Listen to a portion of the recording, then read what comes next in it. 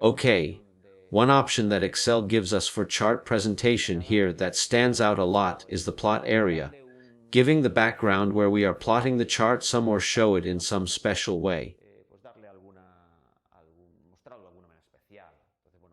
Well, we cannot show the plot area filled in some way, which is the default setting.